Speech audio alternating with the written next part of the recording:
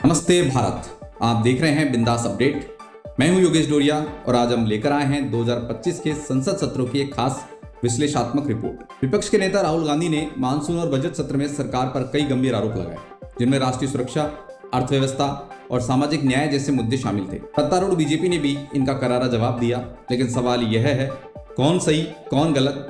आइए इस मुद्दे की गहराई में उतरते हैं। सबसे पहले बात ऑपरेशन सिंदूर की। राहुल गांधी ने सरकार पर बड़ा हमला बोला। उनका कहना है कि सरकार ने सेना को पूर्ण स्वतंत्रता नहीं दी और ऑपरेशन के सिर्फ 22 मिनट बाद पाकिस्तान को सूचित कर दिया कि असैन्य ठिकानों पर हमला हुआ है। राहुल ने इसे रणनीतिक कमजोरी बताया और 1971 के युद्ध का हवाला दिया, जब इंदिरा गांधी ने सेना को खुली छूट दी थी। लेकिन क्या राहुल का यह दावा तथ्यों पर खरा उतरता है? हमारी पड़ताल में पाया गया कि ऑपरेशन सिंदूर की जानकारी गोपनीय है और 22 मिनट बाद सूचना देने का दावा असत्यापित है। 1971 का उदाहरण ऐतिहासिक रूप से सही है, लेकिन आज की परिस्थितियों से इसकी तुलना पूरी तरह सटीक नहीं। राहुल का यह बयान सरकार को घेरने की कोशिश तो थी, लेकिन तथ्यों की कमी इसे कमजोर करती है। अब बात करते हैं अमेरिकी राष्ट्रपति डोनाल्ड ट्रंप के दावे पर। राहुल ने कहा कि ट्रंप ने दावा किया कि उन्होंने भारत पाकिस्तान के बीच युद्ध विराम करवाया और भारत के 5 जहाज गिरे। राहुल ने पीएम मोदी से पूछा, आप ट्रंप के इस दावे का खंडन क्यों नहीं करते? हमारी जांच में ट्रंप के दावों का कोई स्वतंत्र स्रोत नहीं मिला। यह ट्रंप की अतिशयोक्तिपूर्ण बयानबाजी का हिस्सा हो सकता है। सरकार की चुप्पी कूटनीतिक रणनीति हो सकती है, लेकिन राहुल का यह सवाल कुछ हद तक जायज है। अब बात अर्थव्यवस्था की। राहुल ने भारत की अर्थव्यवस्था को डेड इकोनॉमी करार दिया और ट्रंप की टिप्पणी को सही ठहराया।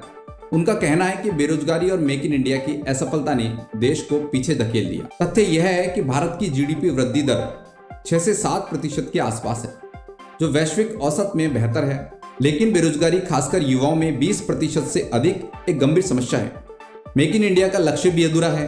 राहुल का डेड इकोनॉमी दावा अतिशयोक्ति है, लेकिन उनकी आलोचना में कुछ दम है। आखिरी मुद्दा जातिगत जनगणना।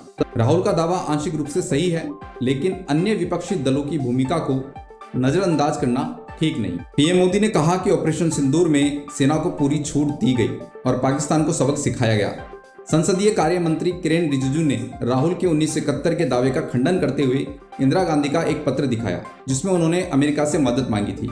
रिजिजू का पत्र ऐतिहासिक रूप से सही है, लेकिन इसे आत्मसमर्पण कहना अतिशयोक्ति है। सैन्य विशेषज्ञ भी ऑपरेशन सिंदूर को सफल मानते हैं। सत्ता पक्ष ने इस मुद्दे पर राहुल को कमजोर करने में सफलता पाई। ट्रंप के दावों पर सत्ता पक्ष ने सीधा जवाब नहीं दिया। पीएम मोदी ने विपक्ष पर पाकिस्तान का पक्ष लेने का आरोप लगाया, लेकिन राहुल ने पहलगाम हमले की निंदा की थी, तो यह आरोप तथ्यहीन है। आर्थिक मोर्चे पर सरकार ने डिजिटल इंडिया और स्टार्टअप जैसी उपलब्धियों का बखान किया, लेकिन बेरोजगारी और महंगाई पर जवाब कमजोर रहा। जातिगत जनगणना पर बीजेपी ने राहुल को घेरा, यह कहकर कि कर्नाटक में उनकी अपनी सरकार ने सर्वेक्षण में देरी की। यह दलील तथ्यात्मक रूप से सही है। तो कुल मिलाकर राहुल गांधी ने बेरोजगारी और जातिगत जनगणना जैसे मुद्दों पर तथ्य आधारित हमले किए, लेकिन डेड इकोनॉमी और ऑपरेशन सिंदूर जैसे दावों में अतिशयोक्ति रही। सत्ता पक्ष ने रक्षात्मक रुख अपनाया, लेकिन ट्रंप के दावों और आर्थिक चुनौतियों पर स्पष्ट जवाब की कमी खली। इस बहस का जनता पर क्या असर होगा? राहुल के मुद्दे बेरोजगारी और सामाजिक न्याय जैसे विषयों पर जनता का ध्यान खींच सकते हैं, लेकिन सरकार की राष्ट्रीय सुरक्षा और आर्थिक उपलब्धियों की बात भी वजन रखती है। सवाल यह है, क्या यह बहस सिर्फ राजनीतिक बयानबाजी है या इससे नीतियों में बदलाव आएगा? यह देखना दिलचस्प होगा।